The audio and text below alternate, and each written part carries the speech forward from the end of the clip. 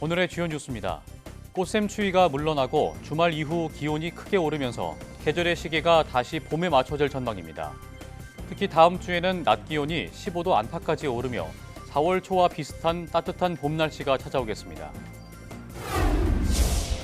의대 총장들이 내년 의대 정원을 증원 전 수준인 3,058명으로 합의한 가운데 복지부도 공감을 표하며 충분히 협의하겠다고 밝혔습니다. 이런 가운데 교육부는 내년과 후년 의대 정원을 원점으로 되돌리는 것에 법적 문제가 없는지 법률 자문에 착수한 것으로 확인됐습니다. 트럼프 대통령이 한국의 평균 관세가 미국보다 4배 높다고 주장한 데 대해 우리 정부가 즉각 반박했습니다.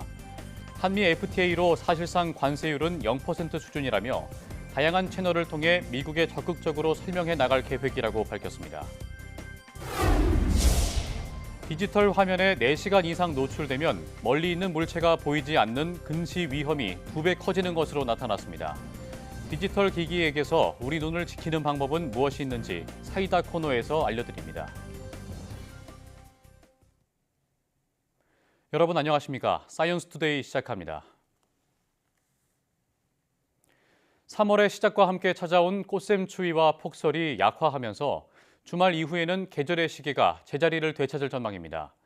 기상청은 당분간 우리나라는 온화한 성질의 이동성 고기압을 받겠고 특히 주말 이후에는 낮 기온이 크게 올라 예년보다 더 따뜻해지겠다고 밝혔습니다.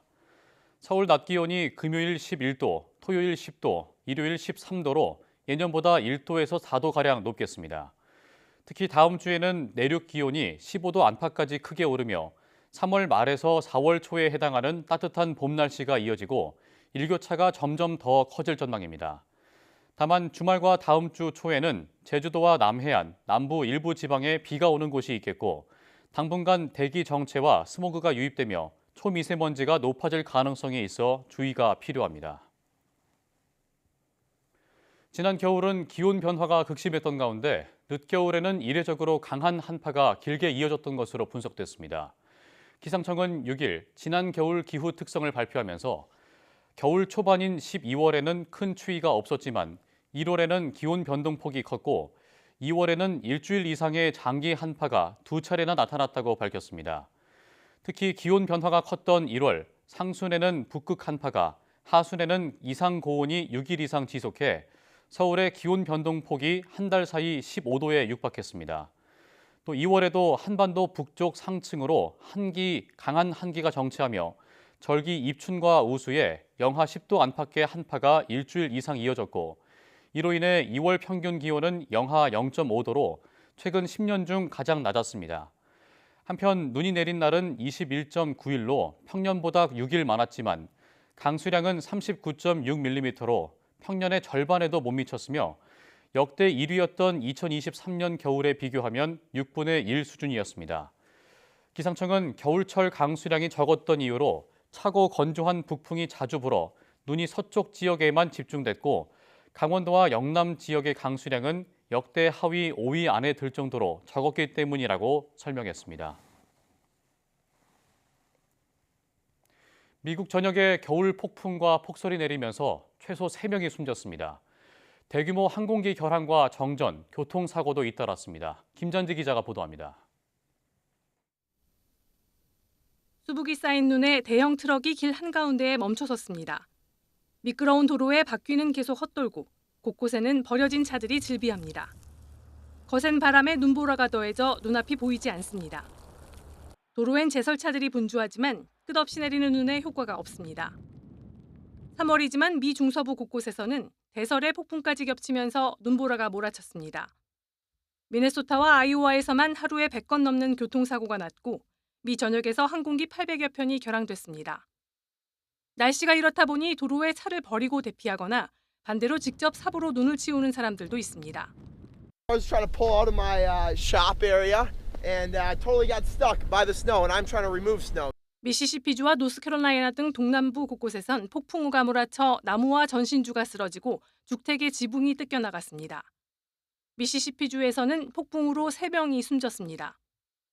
폭풍에 나무가 쓰러지면서 전신주를 덮쳐 텍사스주 5만여 가구 등 10만여 가구의 전기 공급도 끊겼습니다. 당국은 겨울 폭풍으로 23개 주의 폭풍 경보가, 버지니아와 캐롤라이나 등에는 토네이도 경보를 내렸다고 밝혔습니다. 미 해양기상청은 금요일까지 서부와 북부에 강한 폭풍우와 눈폭풍을 예고했습니다. YTN 김지한입니다. 미국이 캐나다, 멕시코와 관세 전쟁을 시작한 지 하루 만에 자동차에 대해서만 한 달 면제 기간을 두기로 했습니다. 트럼프 대통령이 한국 관세가 미국의 4배라고 비판한 가운데 대통령실 안보실장이 미국을 찾아 관세 협상에 시동을 걸었습니다. 워싱턴 권중희 특파원입니다. 백악관 대변인은 지난 4일부터 시행 중인 멕시코와 캐나다에 대한 25% 관세에서 자동차만 한 달간 예외를 적용하기로 했다고 밝혔습니다.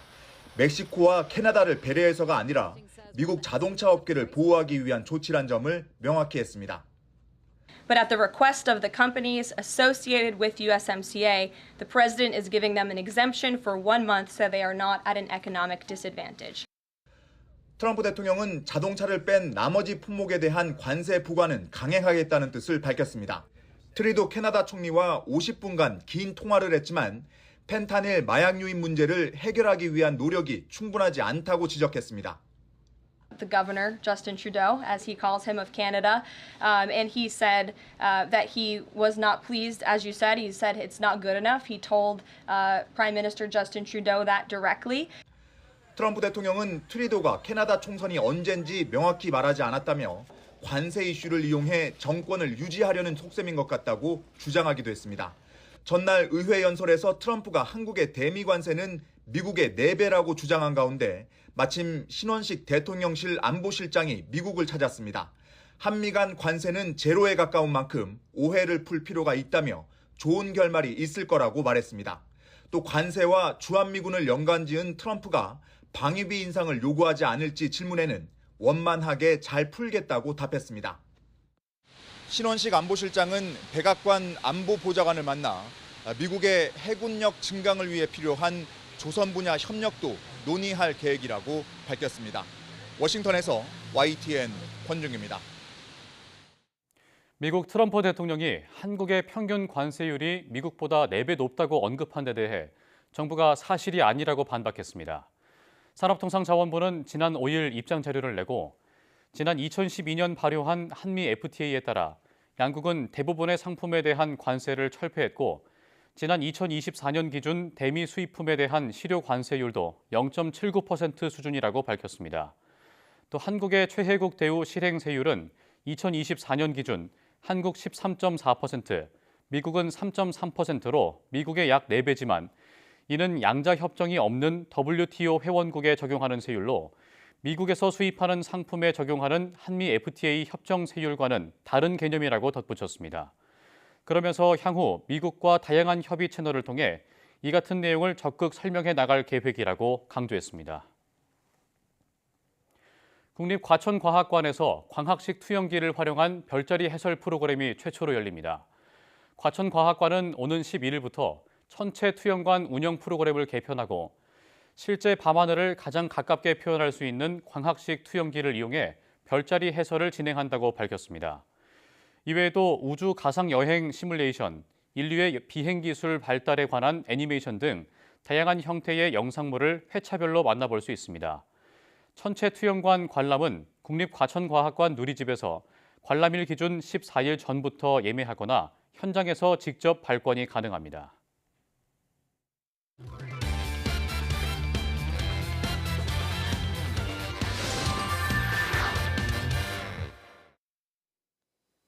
한 주간 주목할 만한 사이언스 이슈를 다 모아온 입늘소리입니다. 먼저 첫 번째 주제부터 만나보시죠.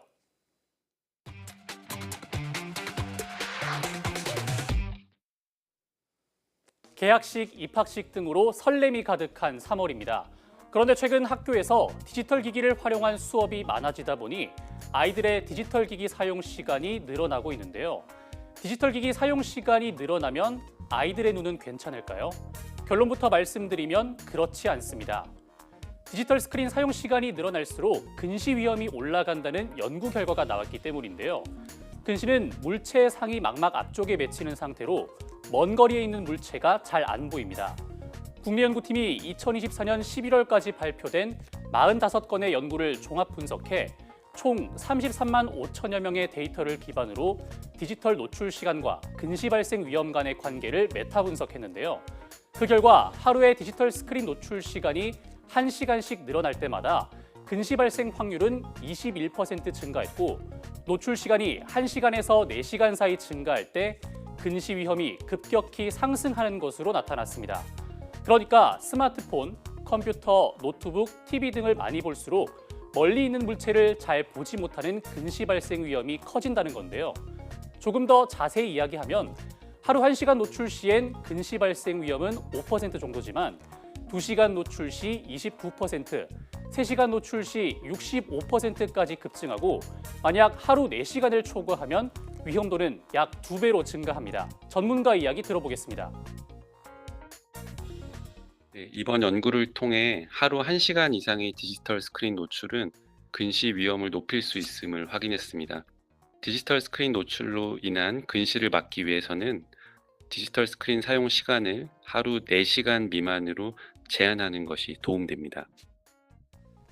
이번 연구는 디지털 스크린 노출 시간과 근시 사이의 관계를 규명한 첫 번째 메타 분석 연구입니다. 특히 근시 예방을 위한 적정 디지털 기기 사용 시간을 구체적으로 제시했다는 점에서 의미가 큰데요. 그렇다면 근시 예방을 위해서는 어떻게 해야 할까요? 전문가 이야기 들어보시죠. 근시를 예방하기 위해서는 초등학교 저학년 학동기 시절에는 야외 활동이 중요합니다. 햇볕 아래서 뛰노는 활동이 근시 예방에 아주 좋은 해결책이 될 수 있습니다. 청소년기에는 학습량이 늘어나기 때문에 학습 중간중간에 눈을 쉬어주고 그냥 쉬어주는 것이 아니라 원거리에 초점을 맞춰서 눈의 긴장을 풀어주는 것이 근시 진행을 예방할 수 있겠고, 또 컴퓨터 앞에서 일하는 직장인이라면 중간중간 디지털 스크린을 보지 않고 쉬어주면서 원거리에 초점을 맞추고 눈의 긴장을 풀어주면 근시 진행을 효과적으로 억제할 수 있습니다. 매일 사용하는 디지털 기기에서 우리 눈을 지키는 방법 기억해두면 좋겠습니다. 이어서 두 번째 주제 만나보겠습니다.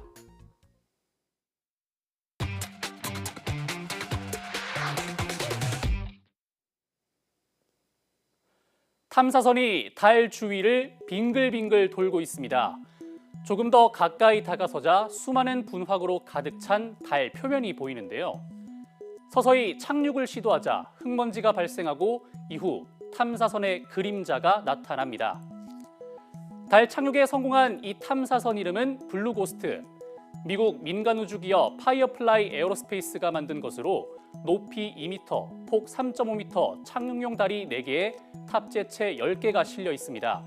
블루고스트는 지난 1월 15일에 발사돼 2월 13일 달의 타원 궤도에 진입 후 우리 시각으로 지난 2일 40여일간의 비행을 마무리하고 달에 무사히 착륙했는데요. 이번 착륙은 지난해 2월 달에 착륙한 첫 민간 기업으로 기록된 인투이티브 머신스의 오디세우스 이후 민간 달 착륙으로는 두 번째입니다. 착륙한 위치는 달 앞면 북동쪽 사분면의 큰 분지인 마레크리시엄 내 몰라트레이유라고 불리는 고대 화산 지형 근처인데요. 여기는 달 탐사선이 착륙하는 데 유리하고 자기장이 있는 지역이라 과학 연구에 도움이 됩니다. 지금까지 달 표면에 우주선을 착륙시키는 데 성공한 나라는 러시아와 미국, 중국, 인도, 일본 등 5개국뿐인데 정부기관이 아닌 민간 기업이 달 착륙을 성공한 건 대단한 성과입니다. 전문가의 설명 들어보겠습니다. 근데 이윤을 추구하는 기업이 성공했다는 것은 임무의 성공뿐만 아니라 비용적인 면에서도 절약할 수 있는 기술과 노하우를 이미 갖고 있다는 걸 의미합니다.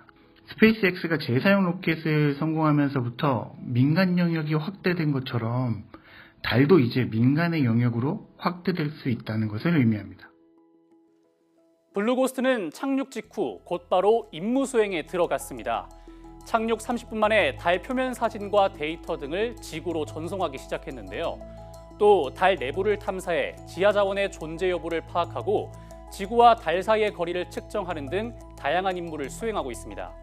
블루고스트는 위성 항법 실험을 비롯해 방사선에 적응하는 컴퓨터 실증 시험을 진행하고 우주복이나 기계 접착제처럼 달라붙는 달 먼지를 자동 제거하는 장비, 지구와 달 사이 거리를 밀리미터 이하 단위에서 측정하는 장비 등을 가동합니다. 또 달 토양 샘플도 수집할 예정인데 기존에는 숟가락 같은 물건을 이용하거나 충돌 시 튀어나오는 것들을 포집하는 방식이었다면 이번에는 가스를 분사해서 수집합니다.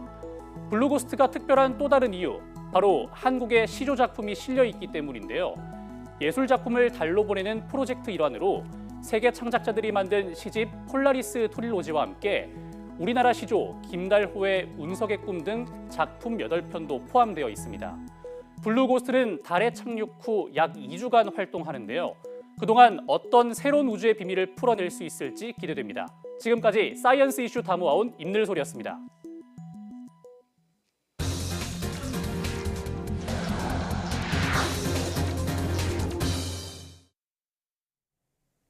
정부는 내년도 의대 정원을 3,058명으로 되돌리자는 의대 총장들의 결정에 대해 공감한다면서 충분히 협의하겠다고 강조했습니다.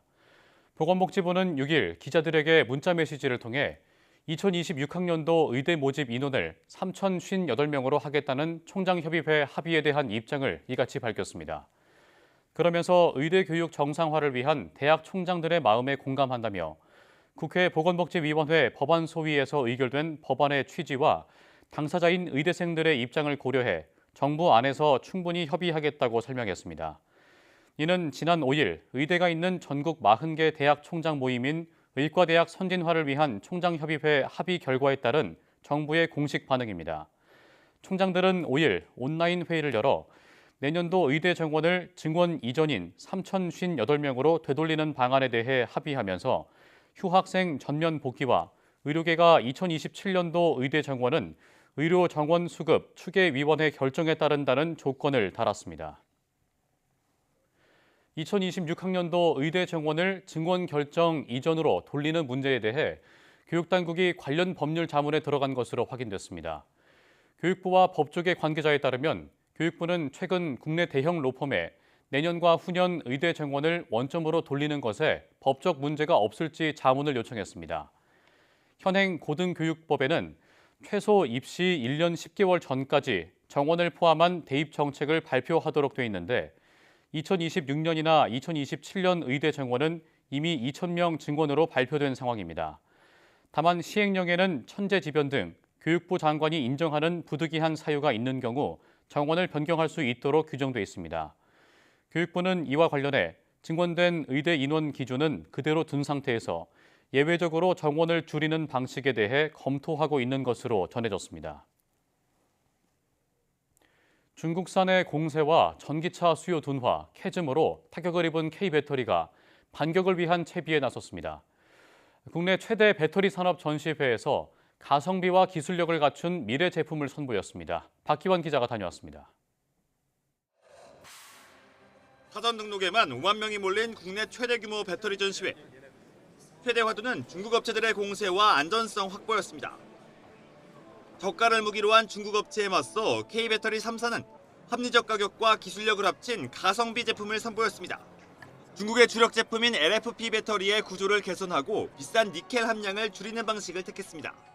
차세대로 넘어간 배터리라고 보시면 되고요. 기존 220 배터리 대비 에너지랑 출력이 5배 이상 증가했다고 보시면 됩니다. 무엇을 도와드릴까요?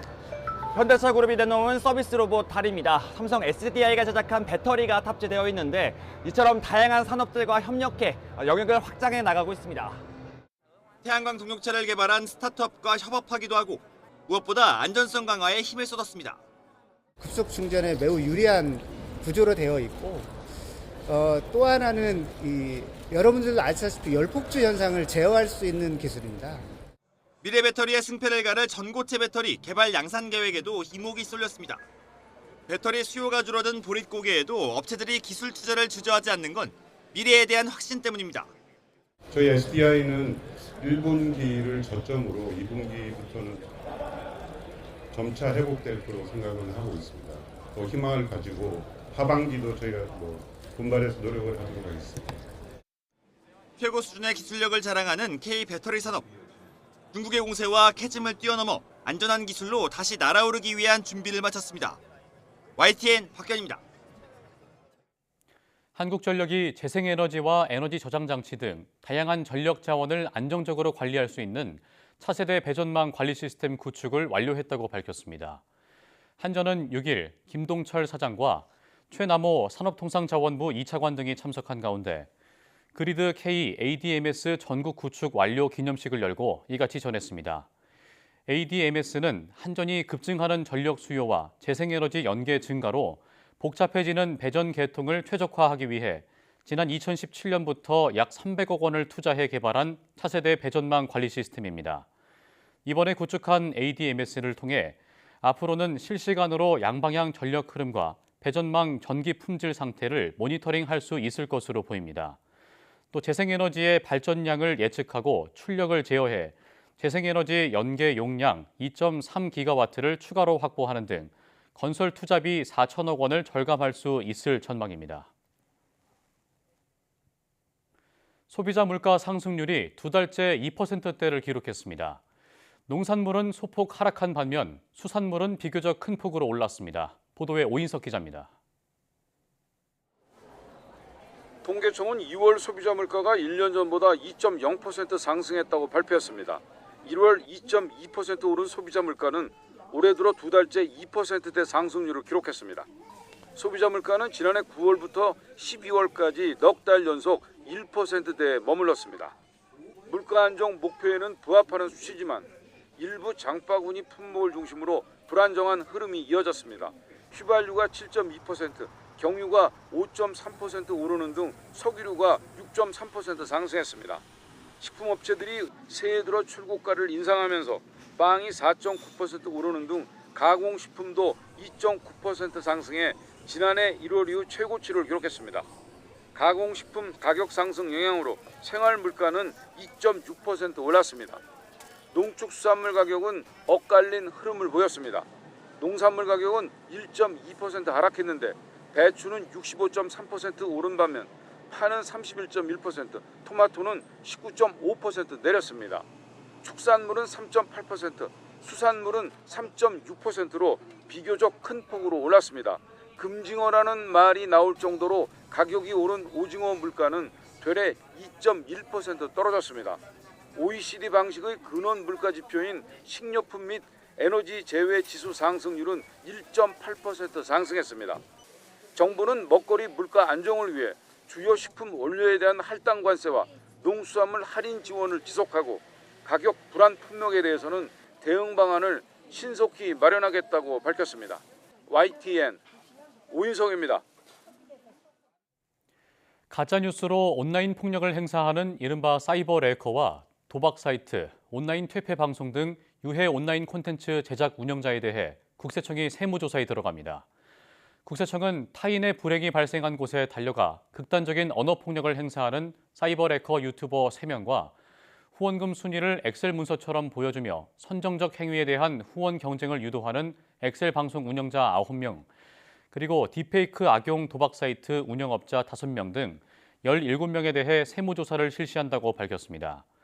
국세청은 국가 간 정보 교환과 외환 거래 자료 확보 등 모든 수단을 총동원해 은폐된 수익 구조와 자금 흐름을 추적하겠다고 밝혔습니다. 또 필요시 확정 전 보전 압류를 통해 조세 채권이 없어지는 것을 미리 방지하고 조세 범칙 행위를 적발하는 경우 검찰에 통보해 합당한 처벌이 이루어지도록 하겠다고 강조했습니다. 국세청은 유해 콘텐츠뿐 아니라 온라인 플랫폼을 바탕으로 한 디지털 경제 활동 전반을 예의주시하겠다고 밝혔습니다.